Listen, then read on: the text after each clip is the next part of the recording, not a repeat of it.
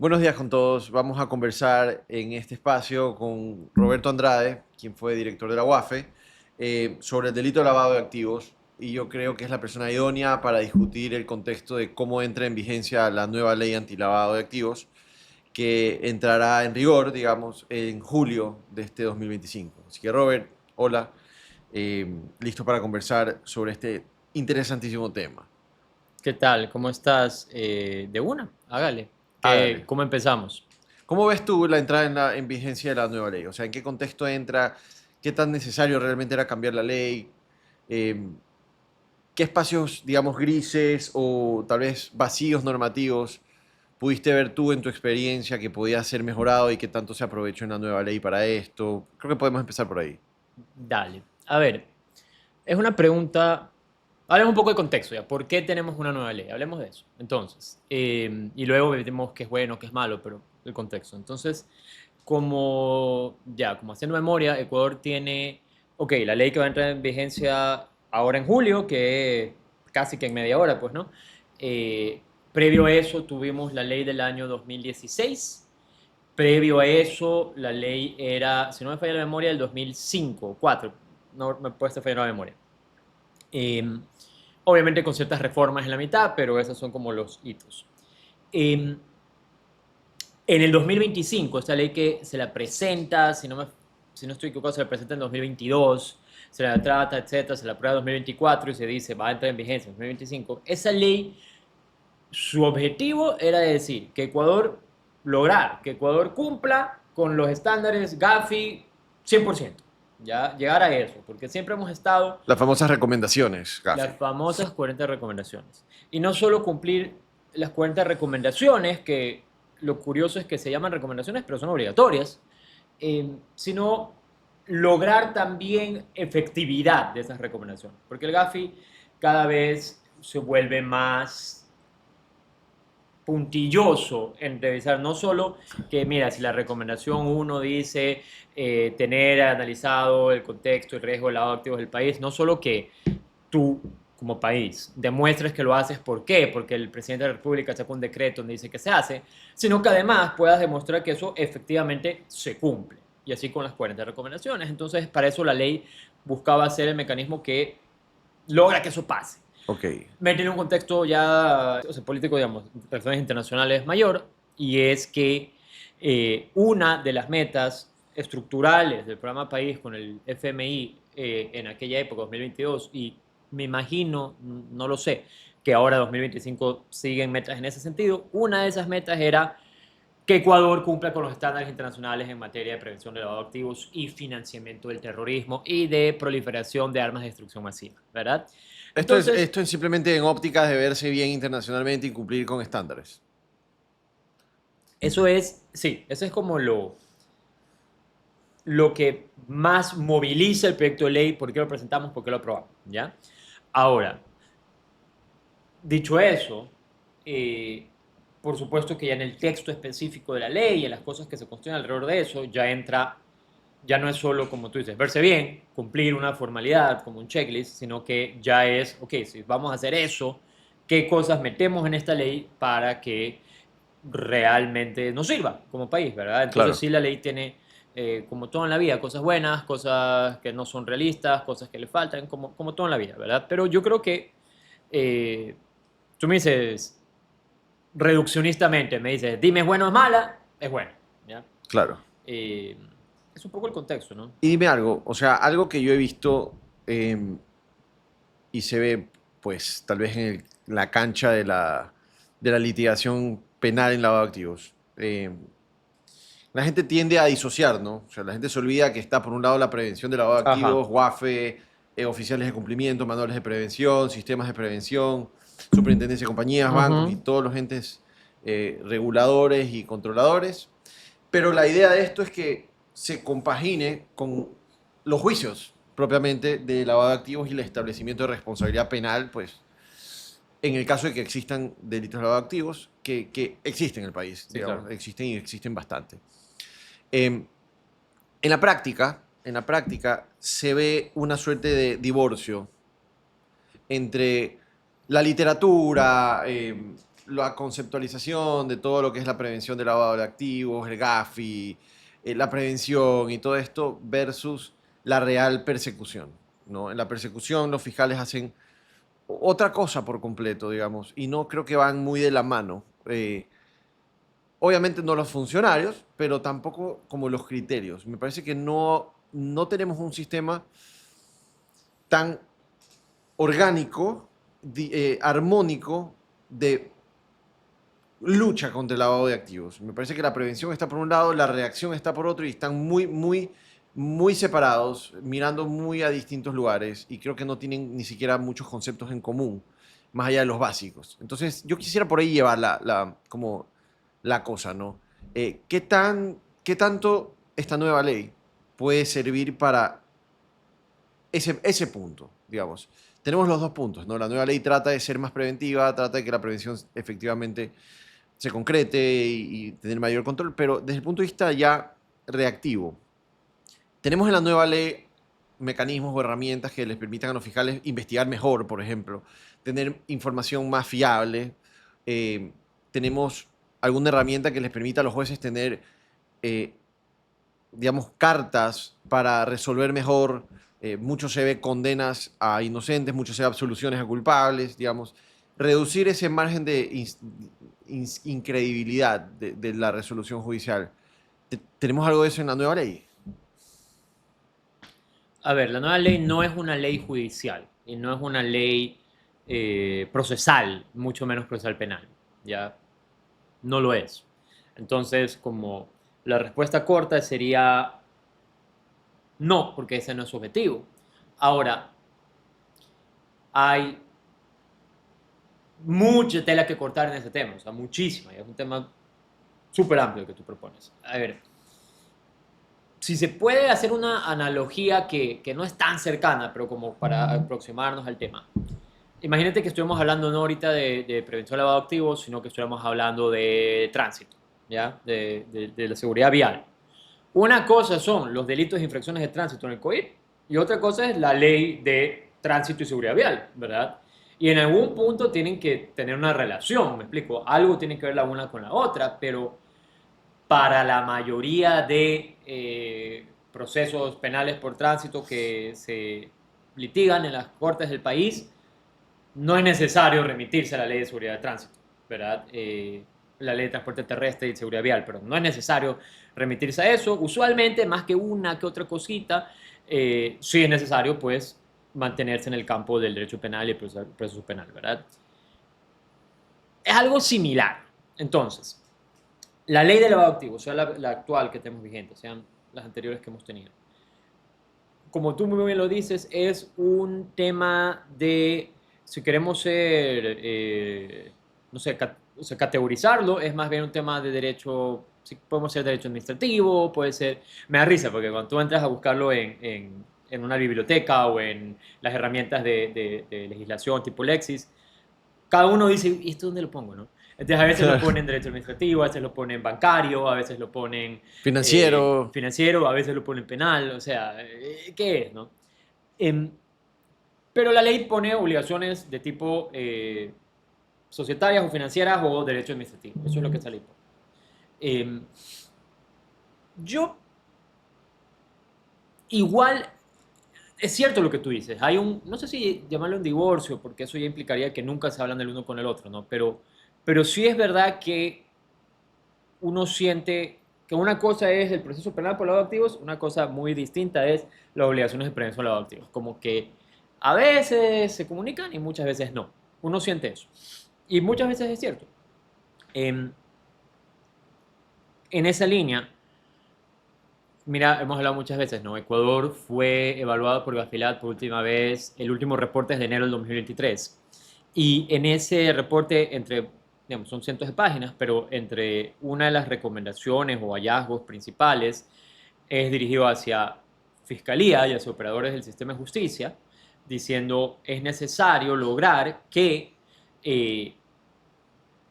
la, digamos, política de persecución fiscal, por decirle alguna palabra, es necesario lograr que eso esté más alineado con el perfil de riesgo que el país ha establecido. O sea, te va hablando de eso, ¿no? Que tiene todo el sentido. Tiene Claro. todo el sentido. Ojo, y se logra el informe. ¿Verdad? Vale, yo le digo a todo el mundo que le interese la profesión del tema, bájate el informe, está en internet y léelo porque es muy claro, es muy esclarecedor. Eh, Podemos poner un link a este video de repente a Pongámosle, quien sí, se de lo quiera ley. bajar. De ley. Te dice, te hace un recuento de los principales casos que habían existido en Ecuador hasta el 2023 con sentencia. ¿Verdad? ¿Cuál es sentencia ejecutoria? Y algunos con sentencia que se esperaba que se ejecutaría pronto y creo Y que que no se hoy, al ejecutaría. 2025, ya están ejecutoriados todos ellos, creo. Eh, y si tú lees ese 2023 versus el anterior de la tercera ronda de evaluación del Gafilat, que fue 2011, si no me falla la memoria, es un mundo diferente, estamos mucho mejor. Que no quiere decir que estamos bien, estamos lejos de donde queremos estar, pero hemos avanzado. Y lo que eso te da cuenta es que la respuesta del sistema de justicia penal es al fenómeno de activos. Es decir, yo me he enfocado en los casos de alto valor o me he enfocado en los casos de alto impacto. ¿Ya? Que es válido, es una decisión de política criminal válida, ¿verdad? Lo que Gafilar le dice es, bueno, dale, igual te falta bastante para tener un impacto como quieres tener, pero entonces, ¿sabes qué? Fiscalía, haz explícito tus criterios de selección de qué significa que algo es de alto valor, que también es Tiene sentido, de claro. todo el sentido del mundo. Entonces, sí, como que es cierto que hay todavía que enlazar mejor, ok, todo el sistema de prevención del lavado con todo el sistema ya de persecución penal. Eh, Dicho eso, la ley tiene algo que tiene herramientas para lograrlo, pero son herramientas que solo van a servir si las usas. Claro. Entre esas, ya la creación mediante ley de este organismo de coordinación que se llama el Consejo Nacional contra el Lavado de Activos. Se me fue en este momento el nombre exacto del que pone la nueva ley, porque Conclaf, antes se creo llamaba que era. CONCLA, después se llamaba CONALAF, ahora me parece que es CONCLAF. Que es un buen espacio, las atribuciones son un poco amplias o vagas todavía en la ley, en el reglamento se pueden mejorar y ya en la vida real se puede mejorar mucho.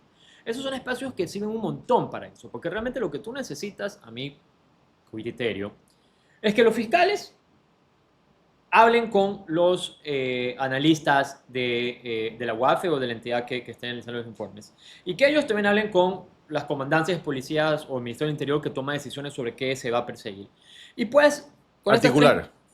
articular y decir en qué nos vamos a enfocar. Entonces, si nos queremos enfocar en el lavado de activos que pensamos que se genera para, no sé, pues lavar dinero de la corrupción, es válido. Y si nos queremos enfocar en las extorsiones, es válido. Y si nos queremos enfocar, pero hay que definir, porque si no definimos y no tenemos herramientas para lograr lo que definimos, Es todo y nada. vas a lograr lo que sea muy obvio que se logre.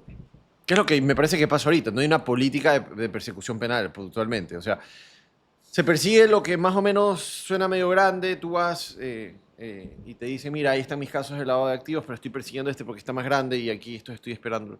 No, no me parece que hay criterios claros de persecución, o de prosecución más bien. Yo creo que, que en ocasiones sí hay criterios, pero el problema es que esos criterios no están institucionalizados. Ha habido autoridades y Y mucha personas persecución y también. grupos de también, pero había autoridades y policías y yo qué sé, servidores públicos que han tenido criterios correctos y válidos, pero el día que esa persona termina no sé, pues termina su servicio público, no hay forma de que el que lo reemplaza también tenga que seguir esos mismos criterios. No está institucionalizado. Entonces estamos muy al vaivén de ojalá venga un buen funcionario, ojalá no venga un mal funcionario. También te pregunto todo esto y me parece que va de la mano. Por la, digamos, cómo se ha olvidado o cómo la ley ha dejado de lado y me parece que era una buena oportunidad para abordar. Eh, Ciertos espacios grises que yo he venido viendo y que se ven en los casos, ¿no? Preguntas como, ¿qué grado de dolo se requiere en el lavado de activos? Cosas que pasan en los litigios y la gente no sabe qué responder ahí. Ujú, O hasta qué grado de verosimilitud necesitamos del delito ujú, antecedente, el delito ujú, previo. Entiendo que hay una suerte de discusión, si es que no se aprobó ya en la Corte Nacional de Justicia un criterio de que no puede haber delito previo de lavado de activos en defraudación tributaria, por ejemplo. Cosa que, claro, ¿qué puede ser motivo para lavar activos como, digamos, actividad ilícita previa? Porque si lo pones a ver así, cualquier delito puede ser un delito antecedente. Cosas como, por ejemplo, la responsabilidad penal de la persona jurídica en el lavado de activos. Cosas como la posible posición de garante. Podríamos haber aprovechado para amplificar la posición de garante y hacer una suerte de lavado de activos por infracción de la posición de garantía o la omisión como tal, Ujú, ujú. robustecerla. Siendo que esas instituciones que están propiamente del derecho penal como tal, al embonarlas en un litigio de lavado de activos, queda muy en el aire. Y ahí es donde vemos a los jueces muchas veces fallar o resolver con lo que luego podría criticárseles como criterios al aire, como criterios, digamos, no fundamentados desde el punto de vista normativo penal. Y también me parece a mí que en la cancha procesal no juega un rol demasiado protagónico el programa de prevención como tal. No, no lo juego. ¿Sabes? O sea, yo sé que se trata de un programa de prevención netamente administrativo, una ley penal en blanco, como ocurre en el derecho penal económico, pero sí que debería tener un rol digamos, este programa de prevención a nivel de litigación y argumentación de defensa. Ujú. Es decir, hasta qué punto haber implementado un programa de prevención, claro, hay los que lo implementan realmente y las personas que no lo implementan realmente, pero hasta qué punto ese programa existiendo en tu institución te permite argumentar defensivamente en un juicio, por ejemplo, haber estado estar en la sede o en el mundo del riesgo permitido, hasta qué Ujú, punto llegaste al riesgo prohibido. ujú. Este tipo de discusiones que son más, digamos, penales, eh, creo que tenían que haberse aprovechado justamente la coyuntura de la creación de una nueva ley para empezar a resolverlo, ¿sabes? Porque no es solo la creación de una nueva ley a nivel administrativo, es también la posibilidad de reformar otras leyes, ¿no? Entonces creo que ahí había un campo importante de acción eh, para tocar estos puntos que siguen siendo puntos no tratados, interrogantes importantes en el día a día judicial y que hasta ahora no tienen respuesta. Estoy de acuerdo en que hay todavía mucha incertidumbre, por decirlo así, de un punto de vista tanto dogmático penal como procesal respecto a muchos temas en el delito de lavado de activos. Eso estoy completamente de acuerdo. Eh, Creo que parte de eso, hay mil razones ya, pero creo que quizás una de las razones que más aportan a esa incertidumbre es que no estamos en un país en el cual tenemos 300 casos de lavado de activos al año, ¿verdad? En que por volumen va generando criterio, ¿no? Tenemos un país donde nuestro número de procesos de lavado de activos es mucho menor. Entonces, y hay muchos que se quedan antes de llegar a tribunal, ¿verdad? Entonces, seguramente cosas como la que tú dices, de, por ejemplo, la falta de protagonismo del programa de prevención de lavado de activos o de compliance, esa falta de protagonismo posiblemente, y esto es una especulación, pero creo que puede que tenga razón, es que cuando sí tiene protagonismo, lo que sucede entonces es que esa empresa no es, esas personas no son luego llamados a juicios o que ese juicio no llega a tribunal, ese proceso, perdón, no llega a juicio. Entonces no tenemos un protagonismo en sentencia, porque no llega a sentencia, ¿verdad? Creo que es muy posible que pase algo de eso. Y me lleva a la siguiente reflexión como en líneas generales. Entonces pensemos en, eh, no sé, pues pensemos en, no sé, Estados Unidos, por decir un lugar, o España, no sé, un lugar donde, digamos, la población es mayor, la economía es mayor y este tipo de procesos son, en números, son mayores. No solo, como yo decía, por volumen, tienes tantos más casos que se van generando criterios que además quedan registrados en sentencias, sino que además, por decisiones de política criminal o de política ya de fiscalía, de, bueno, qué casos avancen y qué casos no, es un poco más, sucede un poco más que llegan a juicio personas que no estén directamente involucradas en el delito fuente o en el delito previo, ¿ya? Acá, en nuestros casos, lo común, no puedo decir que es universal, pero lo común es que el condenado por lavado de activos comúnmente es quien Fiscalía tiene todas las presunciones de que también cometió el delito previo. Claro. No estoy diciendo algo universal y no estoy diciendo que es así siempre y hay casos donde no, pero es lo común. Entonces, como eso es un poco la política de fiscalía, o de los casos que fiscalía ha logrado que lleguen a tribunal, eh, todos estos elementos del lavado de activos puro, o sea, el lavado de activos así, el arquetipo del lavado de activos, no llegan a discutirse del todo porque te quedas o en casos que son probatoriamente más sencillos y no es necesario, o en casos donde la elección de a quién procesar se ha mantenido en quienes están más cercanos al injusto penal que dio lugar a todo esto. Claro. Entonces no llegamos a estas discusiones. Pero hay una suerte de trampa ahí, ¿no te parece? ¿En qué sentido? En el sentido de que la fiscalía procese a las personas que tuvieron que ver con el delito origen, que tiene sentido, pero que usen el lavado de activos para disminuir el baremo probatorio del delito real que se está persiguiendo y se centren en el delito origen. Pasa un montón. Entonces, decimos que no procesamos, qué sé yo, pues narcotráfico, sino que decimos que procesamos lavado de activos con delito origen narcotráfico como estrategia para no tener que demostrar demasiado el narcotráfico. Y eso yo creo que no es la idea del delito de lavado de activos. O sea, no puede ser una cortina para aligerar el trabajo de la fiscalía en probar el delito origen. No creo que deba ser así, A yo creo ver. que así se usa un montón. Mira, ese tema es súper interesante. Para mí es quizás lo más interesante de todo lo que tiene que ver con la persecución del delito de lavado de activos, porque te lleva necesariamente a decidir o definir por qué está ese delito en el catálogo de delitos. ¿Por qué está? Es decir, ¿cuál es qué objetivo queremos lograr con esto, ¿no? Entonces, te cuento una anécdota, ya como para ilustrar lo variadas que pueden ser las decisiones en eso. Entonces, con esto en la UAFE, una vez tuvimos una conversación con es un consultor europeo. Él había trabajado en la policía en Francia en temas de prevención, o sea, no, en temas de persecución del lavado de activos, no en prevención. Él sí está en la parte de investigación. Reactiva. Y él ya luego ya estaba en servicio pasivo hace mucho tiempo de la policía francesa y era consultor, iba a distintos países del mundo, trabajaba con los gobiernos a cómo mejorar en ABC. Bien, en una entidad internacional. Y él contaba siempre un ejemplo de un país africano, ya que yo creo que no pasa nada si lo digo, pero por si acaso no lo voy a decir. Ya, un país africano pequeño. Entonces decía, este país africano era de los que estaban peores calificados en todo África en su cumplimiento de los estándares y resultados de Gafilar. Bueno, no es Gafilar, es Gafi, los resultados del Gafi. De los peores, no tenían casi nada de casos de lavado de activos. Tiene que ver que era un país muy pequeño.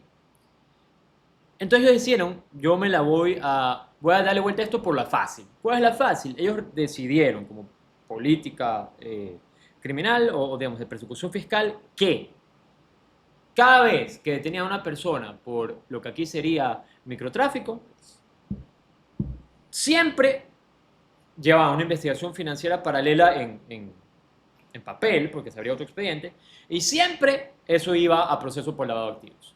Bajo un criterio muy obvio, que es decir, tú usualmente el microtraficante, lo típico es que lo detienen ¿con qué? Lo detienen con el producto, digamos, no sé, pues la gramaje ilícita, ajá, dinero en efectivo, y no sé, pues ahí lo que la policía tenga usualmente que hay una grabación en la cual se ve el paso de manos, ni sé qué, ya.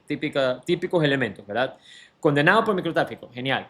Y luego, a renglón seguido, lavado de activos. ¿Por qué? Porque son usualmente el microtraficante una persona que, por decirlo en términos ecuatorianos, nunca ha abierto un RUC, nunca ha abierto una cuenta bancaria, nunca ha estado afiliado al IES como trabajador, no puede acreditar que ha ganado $1 formal en su vida, usualmente. Y eso, ojo, eso es cierto no solo del microtraficante, sino de toda la gente que vive en su barrio, que la mayoría no son delincuentes, ¿verdad? Pero tomando eso, entonces este país decidió, ya pues, si el tipo tenía $200 que no puede justificar, lavado de activos. Ya lo simplificaba. Entonces pasó de casi 0 sentencias a centenares de sentencias al año. Y de pronto pasó de la cola a la cabeza de África en número de condenas por lavado de activos. Pero eran malas condenas. Eran condenas, ¿verdad? Eran buenas o eran malas. El Código Penal no te dice si son buenas o son malas, ¿no? Te dice si hay elementos para condenar o no. Entonces, esa definición de buenas o malas, obviamente, la hacemos aquí y la tiene que hacer, ahí sí, pues la política criminal del país, la tiene que hacer la ciudadanía, ya el código nunca lo va a hacer. Para decir, ¿son malas condenas? Claro, son malas condenas porque ¿de qué le sirven? ¿De qué le sirve que el señor que igual ya está preso por narcotráfico, al mismo tiempo sirve una condena de lavado de activos que igual no es que iba a estar más tiempo preso por eso, porque de todas maneras sí tenía una acumulación de penas y yo ya no sé los detalles de ese país, pero me dicen, no es que por eso pasa de estar 5 años presos a 20, no, quedaba más o menos igual. ¿De qué le sirve al país? De nada, de decir, tengo condenas. Claro. Entonces, ya volviendo a Ecuador, ¿no? Y lo que tú me preguntas, o sea, para mí, como yo lo entiendo y como yo lo veo, el lavado de activos es un delito que de cierta manera no es coincidencia que esté cercano en el código a la delincuencia, o sea, en número de artículos, cercano a la delincuencia organizada y a los delitos como de cierre del catálogo, de decir, eh, el último filtro, ¿no? El último filtro contra la criminalidad. ¿Por qué? Porque tú me dices, no hay como una trampa de que no lo pude coger por narcotráfico, entonces lo cojo por lavado. No creo que es una trampa, creo que bien entendido, por lo menos para mí, lo que es un mecanismo para decir, yo no le voy a hacer un juicio de lavado, yo no voy a hacer lo que hizo este país africano. Yo no pienso que hay que hacer un proceso de lavado de activos a cada persona condenada o procesada por microtráfico. Pero sí, cuando a través del otro delito previo de tráfico detectaste, ya tú condenaste o procesaste a 15 personas de una organización, fueron o no fueron presos, pero la organización va a seguir, porque la organización no necesita esas personas, la organización necesita seguir. Claro, son Entonces el lavado de fungibles. activos está ahí ya para poder tener elementos de persecución contra esa, por usar la palabra de moda ahorita, contra esa economía criminal de esa organización permanente en el tiempo. Entonces, no lo veo como una trampa, lo veo como una forma de enfocarse en, no sé si peligrosidad, pero digamos, en temas de mayor peligrosidad o de mayor posible daño social.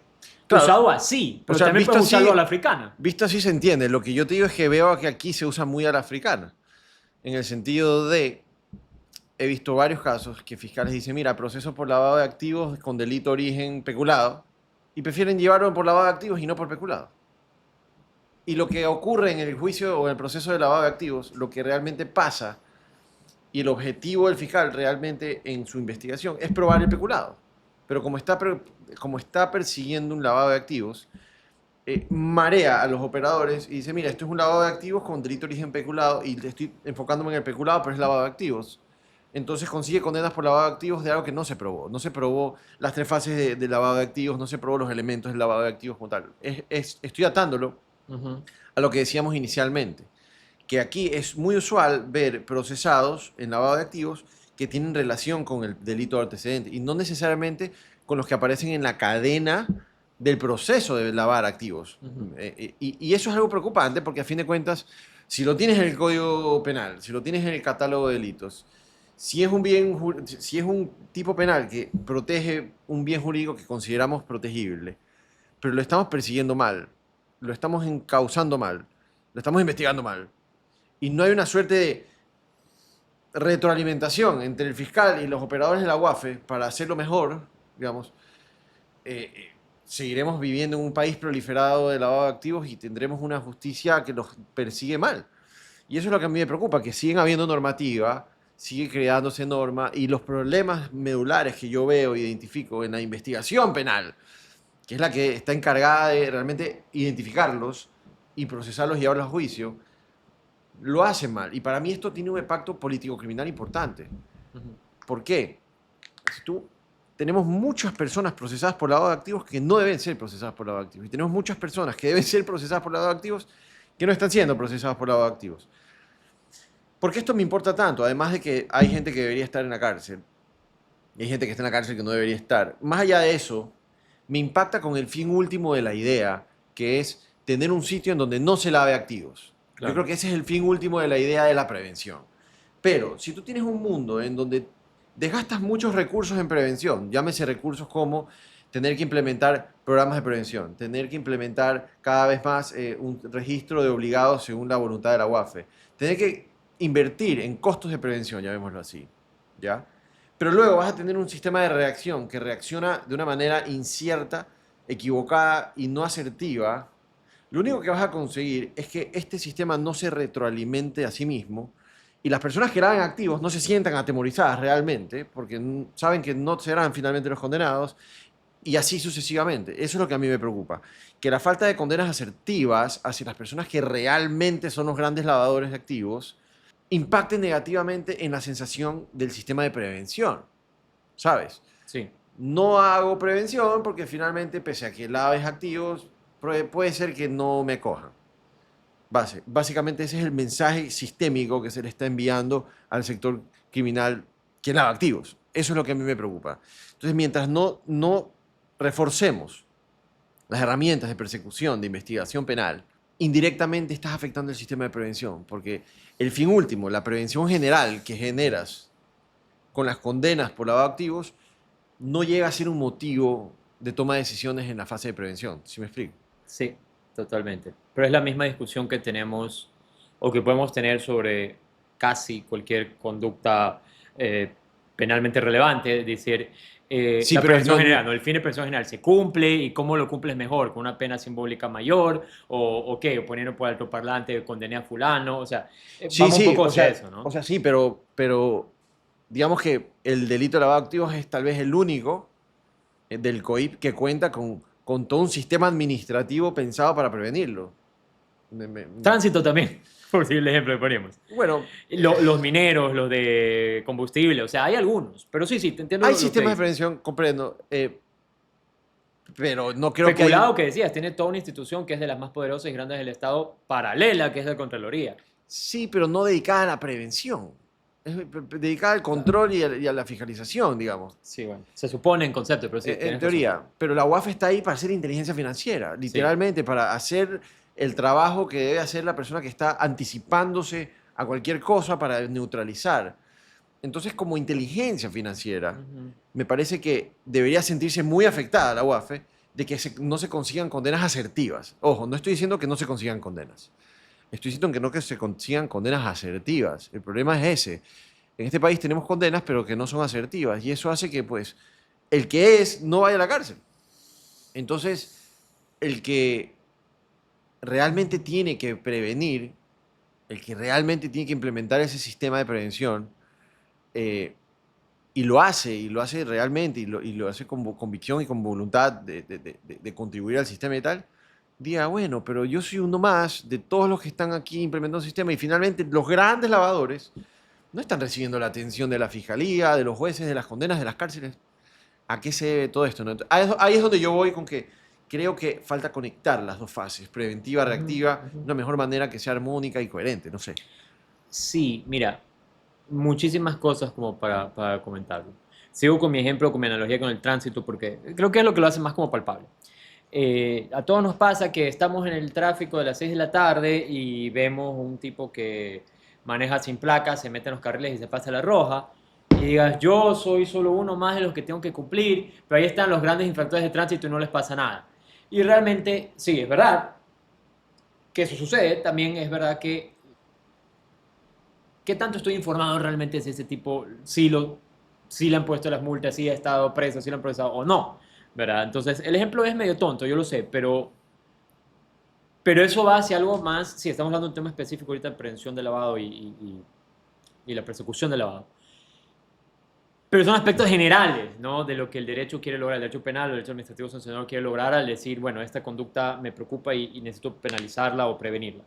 Y el problema de eso es que genera costos y quien sí lleva esos costos siente que solo yo los llevo y nadie más y eso es difícil saber si eso en verdad es así o no. No digo que esté perfecto y que no sea así, o sea, hay grandes desequilibrios, pero no sé si me explico. Es bueno Te que explicas suceden muchas perfectamente cosas. y yo creo que Ahora, ahí viene, perdóname que te ajá. acote, yo creo que lo entiendo perfectamente y tal vez te refieres un poco al impedimento de evidenciar eh, esa situación de anomia que puede sentirse a nivel general, pero tú dices, bueno, eso es una idea tal vez, pero es imposible traer y verificarlo empíricamente. Tal.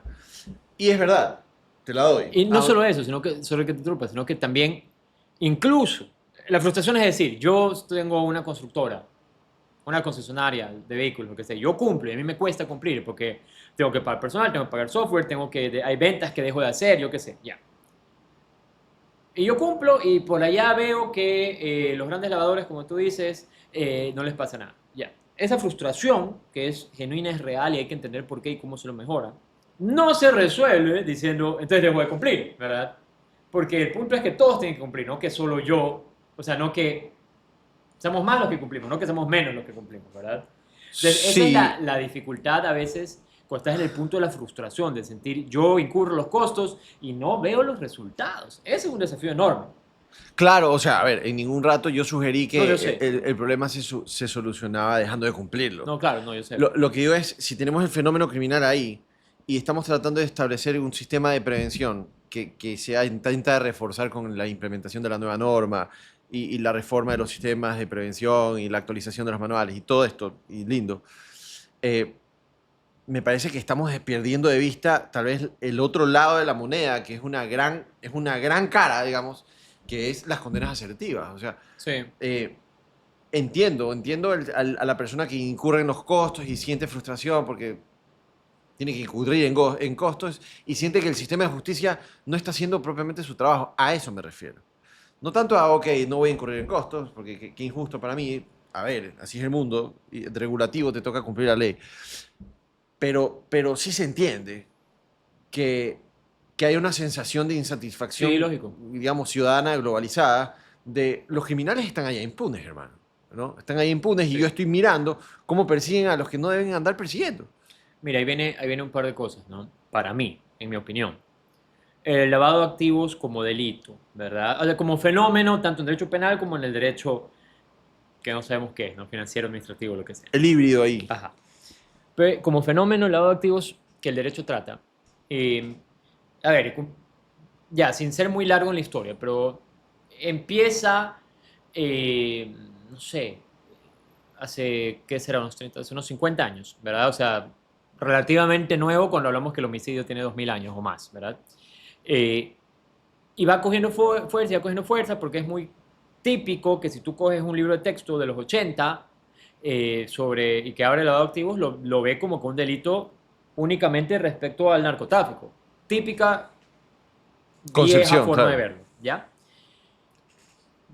Va modernizándose o robusteciéndose, tomando más forma hasta llegar a lo que es hoy. Pero, a mi forma de verlo al menos, todavía es un delito que se lo entiende, como hablábamos hace unos minutos, como el último filtro para que el Estado reaccione ante una La criminalidad última capa de organizada. protección ahí. Así es.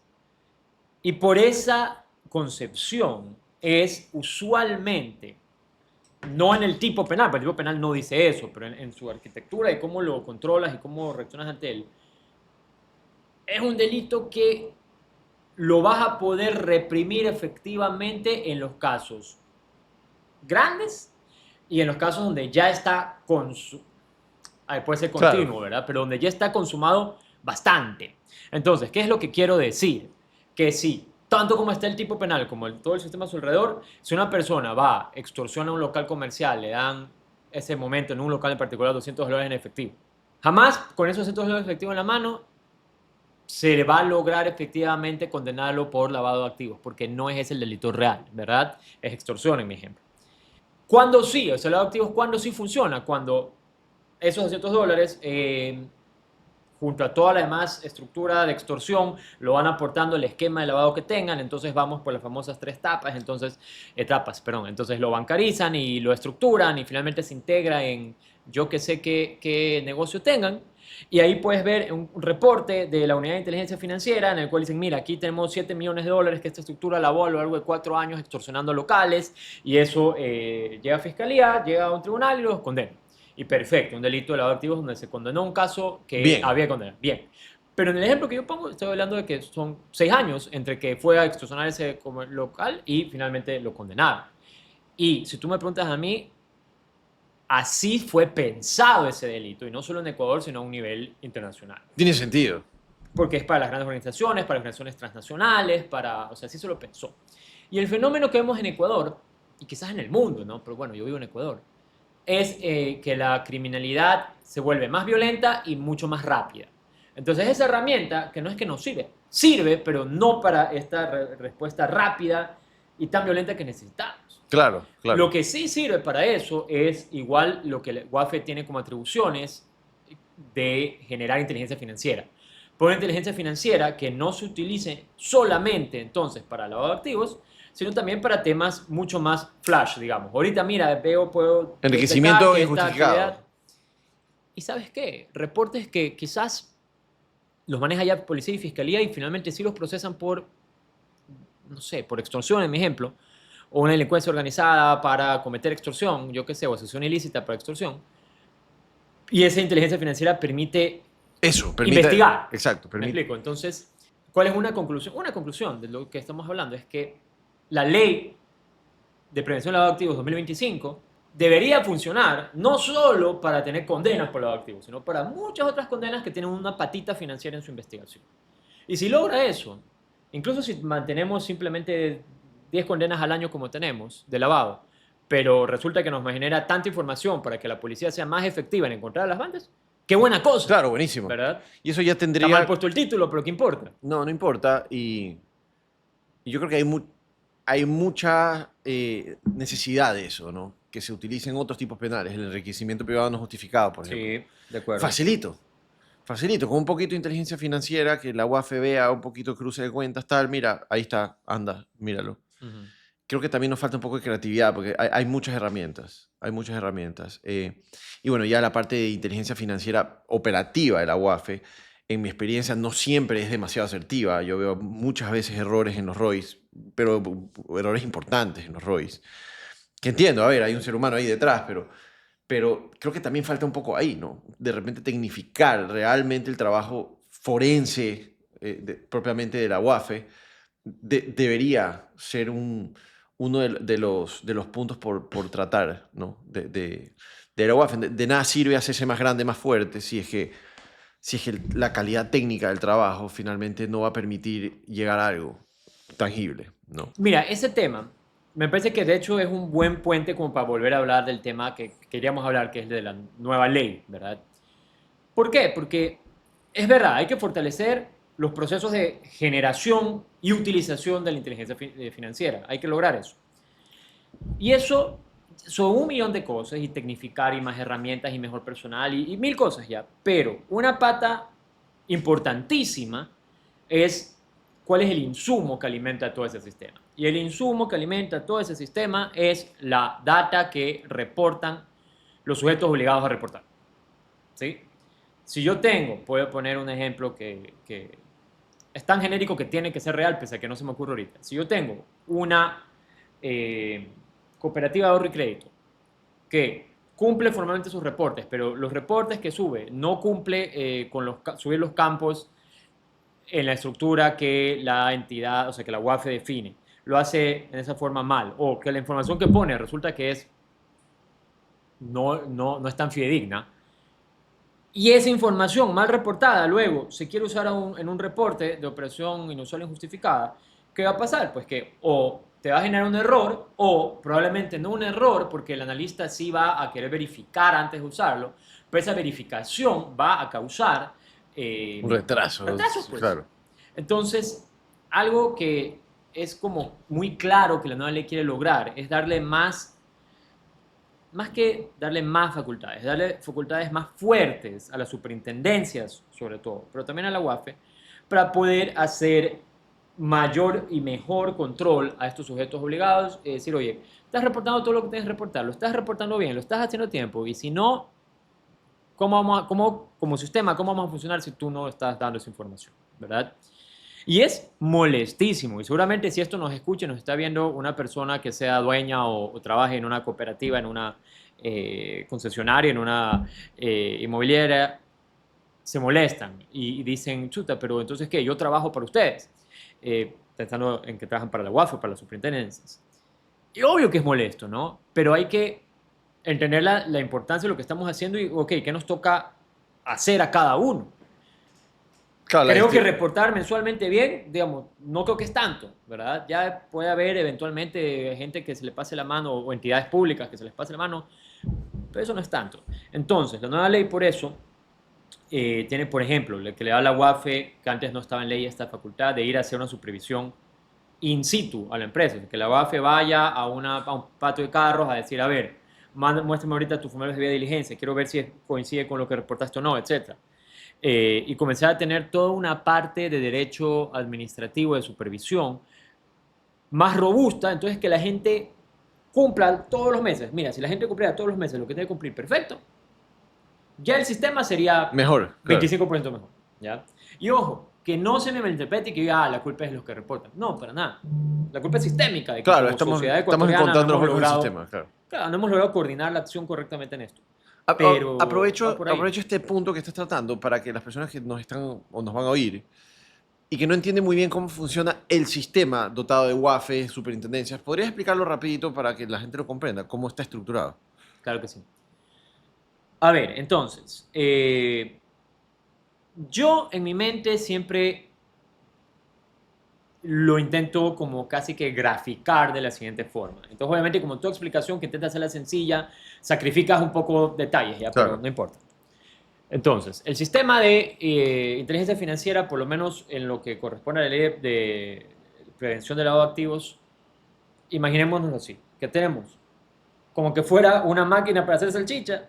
Por un lado entra algo, por otro lado sale algo, ¿verdad? Y en la mitad está el sistema. Entonces, ¿qué entra? Entra toda la información que reportan los sujetos obligados. Eso es 85% De los insumos, del claro. insumo. El restante 15%, ¿qué sería? Sería la información que la UAFE puede conseguir de sus pares alrededor del mundo a través del grupo Egmont. Es decir, la UAFE le pide a la Unidad de Inteligencia Financiera de, no sé, de Zimbabue, oye, dame la información de Juan Guzmán, por decir algo, y le responde, ya, entonces eso le sirve. Y también la información que obtiene de interconexión con otras entidades públicas, entonces de la aduana, del SRI, de las mismas superintendencias que tanto hemos hablado, etc. Todos esos son los insumos. Eso es entre las bases de datos de la UAFE y los analistas de ahí lo revisan, lo operan, hacen sus análisis para sacar qué por el otro lado. Por el otro lado sacan principalmente dos tipos de productos, dos tipos de output, digamos. Número uno, el más famoso que tú mencionabas, los ROI, es decir, el reporte de operación inusual injustificada, que es un reporte con análisis de alto valor, debería ser al menos, usualmente, últimamente sí lo es, de 20 a 200 páginas, pues según lo que estamos organizando, donde dicen, el señor Pepito y las otras 10 personas han tenido estos movimientos financieros, estos egresos a través de estos negocios, no se justifica de qué manera puede haber pagado cheques por 10 millones de dólares si en el sistema financiero solo ha tenido ingresos de 1 millón y por tanto, y hay todo un análisis. Que eso va ¿a quién? A Fiscalía. Y va a Fiscalía para que Fiscalía, en base a eso, pueda armar una teoría para dirigir una investigación previa y Dios mediante la investigación previa validar todo eso y tener una teoría del caso que le permita llegar a tribunales y conseguir una condena. ¿Verdad? Ese es el proceso simplificado.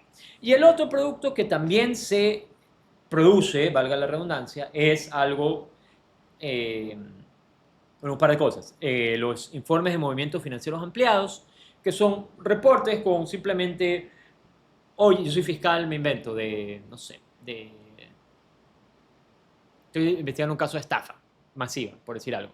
Y entonces denuncian a Pepito, señores Guafe, por favor, denme el informe de movimientos financieros ampliado de Pepito. Entonces, van a decir todo lo que las bases de la UAFE dicen sobre ese señor sin ningún tipo de, o casi ningún tipo de análisis, simplemente un print, casi, por simplificar.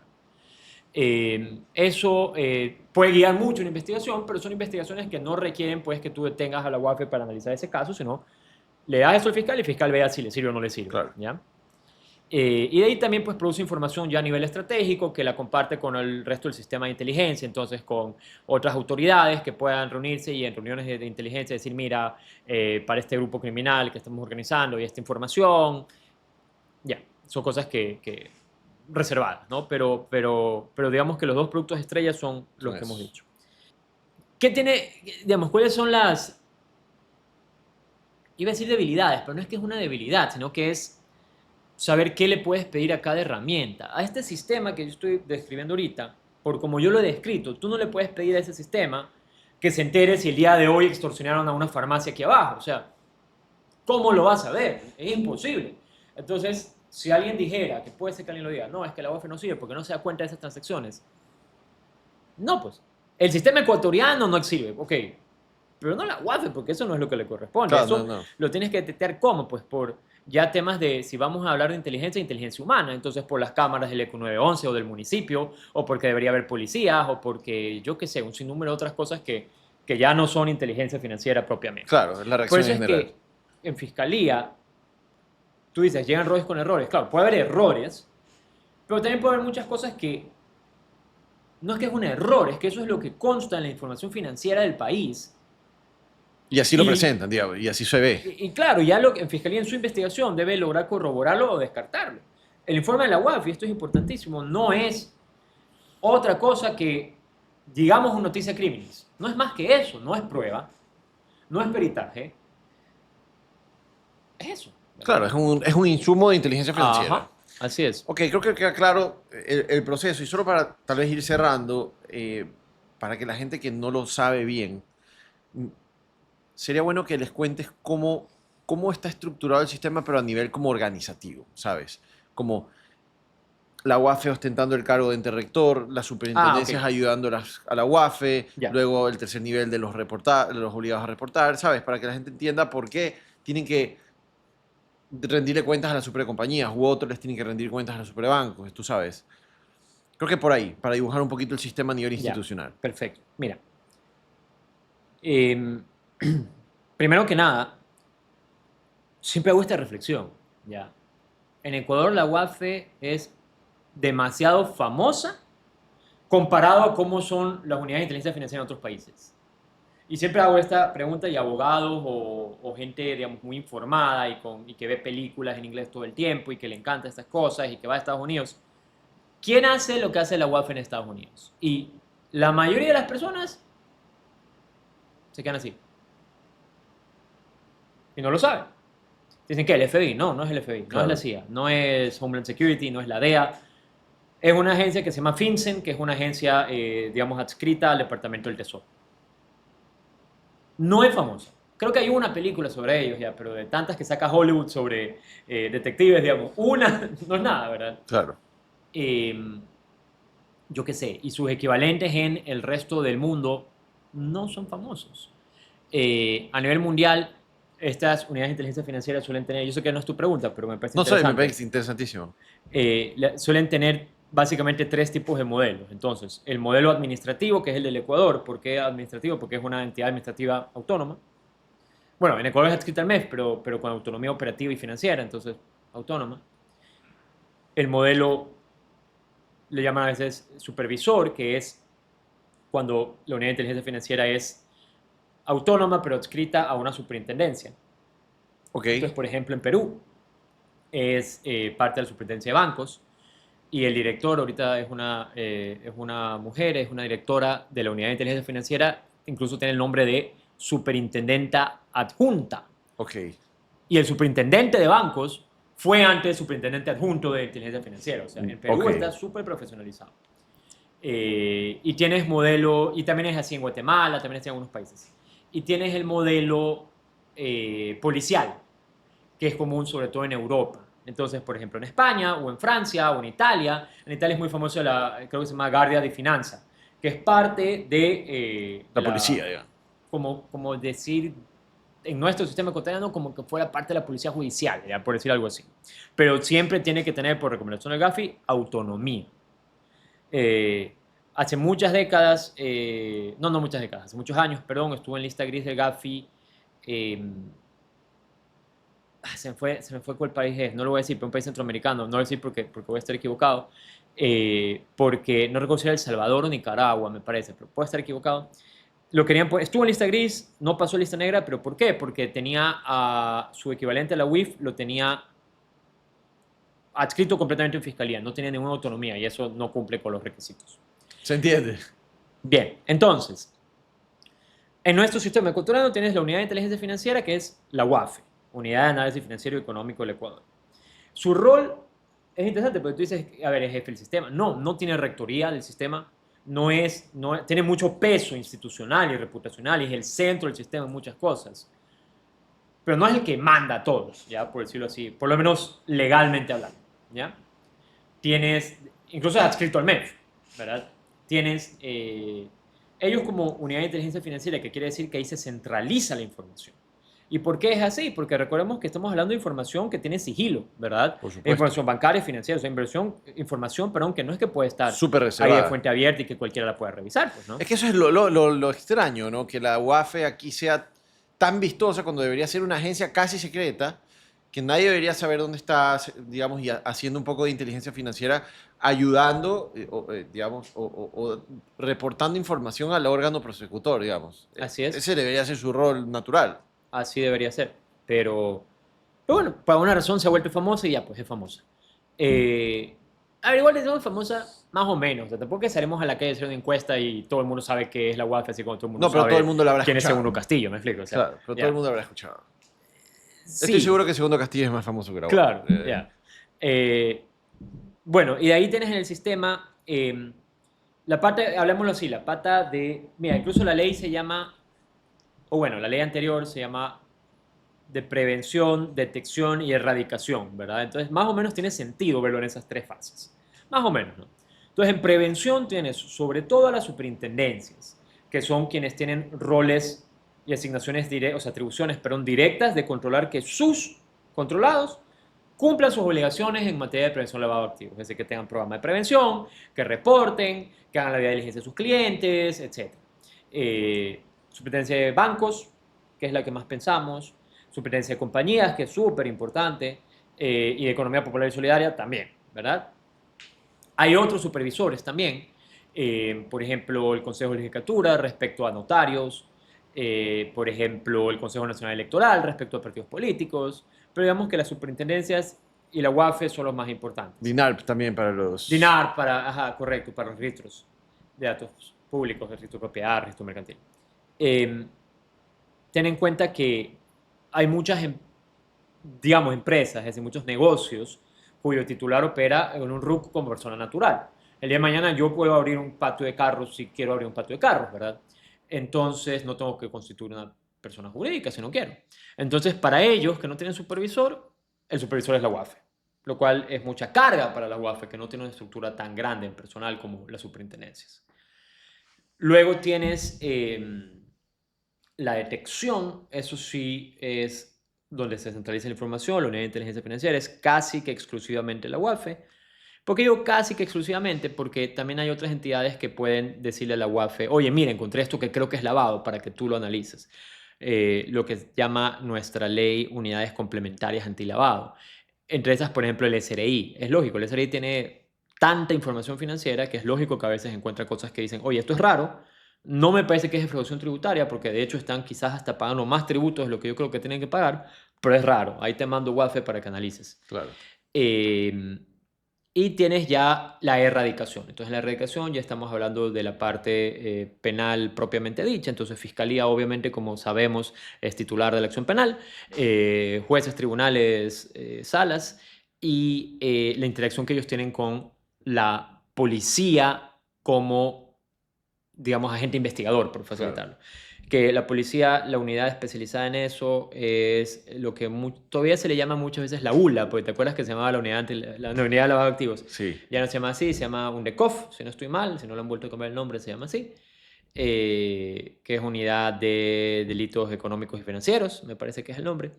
Que hacen, en general hacen un buen trabajo, son técnicos, o sea, son policías, digamos, como todos los policías, pero se han ido especializando en eso. Como siempre, pues hay muchos que son muy buenos y algunos que no son tan buenos, pero claro, como todo en la vida, ¿no? Y eso es más o menos el sistema. Tienes ahí una pata, algo que hablábamos al inicio de esta conversación, que la nueva ley ya lo formaliza y está súper bien que la nueva ley haga eso, porque era una locura que no exista. Un espacio en que todos ellos pueden hablar en conjunto, que antes no existía. Eso, sí, imagínate, claro. Existió hasta el 2016, en 2016 la ley lo abolió y volvió a existir en el 2021 por decreto ejecutivo y ahora ya por ley, que es el CONCLAFT, me parece que se llama ahora, Consejo Nacional contra el Lavado de Activos y Financiamiento del Terrorismo, que es un espacio de coordinación no a nivel de caso por caso, no al nivel, oye, mira, en el caso de Juanito puedes ver, claro, no a nivel, como interinstitucional, un nivel estratégico, claro. Un nivel de decir, oye, no estamos haciendo suficiente sobre, voy a inventar, no sé, las salas de juego, por decir algo, ya, que están prohibidas en el cuerpo, por decir algo. No estamos haciendo suficiente. ¿Qué tal si hacemos esto? O sea, es pensando así a un nivel estratégico, pero es importantísimo, porque sin eso no se empata lo que hacen Claro, uno con lo que hace el son los otro. jugadores del sistema, o sea, Así finalmente. es. Ok, yo creo que hemos ya conversado bastante sobre este tema. Es un tema difícil de abordar en una hora, hora y media. Es un tema Sí, que se claro. puede abordar durante todo el día. Pero yo creo que las líneas principales las hemos cubierto y habrá seguramente mucho más por conversar a lo largo del tiempo, Robert. Gracias por acompañarnos. Ojalá que este video sirva a los estudiantes, a las personas que no conocen sobre el sistema o si conociendo sobre el sistema tienen dudas sobre lo que va a venir a la nueva ley, pues ojalá este video pueda servir para eso. Lo máximo. Nada, pues ojalá sirva, ojalá lo vean, ojalá sea interesante. Y nada, pues podemos hacer otro para ya hablar temas más especiales, más específicos. Por ejemplo, sería vacancísimo un día hablar, y quizás con alguien más, ¿no? Para que sea interesante, pero hablar, por ejemplo, de tipologías. Hay tipologías Podemos tener un fiscal. fascinantes. Traer un fiscal, traer un policía, traer a alguien que haya trabajado y que tenga alguna libertad para hablar. El problema también es que muchas de estas cosas son difíciles de Sí, sí, hablarlas sí, sí, porque claro. solo las entiendes con los casos específicos. Los casos específicos son reservados hasta que Claro, hay no los puedes sentencia. hablar, Entonces, exacto. eso es difícil, pero sería ¿Algún bacán. ex policía, algo que esté asesorando, Sí, consultoría? o traer un par de sentencias bacanes y analizar un par de sentencias bacanes de aquí o de afuera, no hacer Sí, así como la corte dice lavado. de lavado. ¿Te imaginas? Claro, sería buenísimo. Bueno, en todo caso, nos vemos en una siguiente ocasión. Dale, pues nos vemos. Chao. Chao a todo el mundo que nos escucha.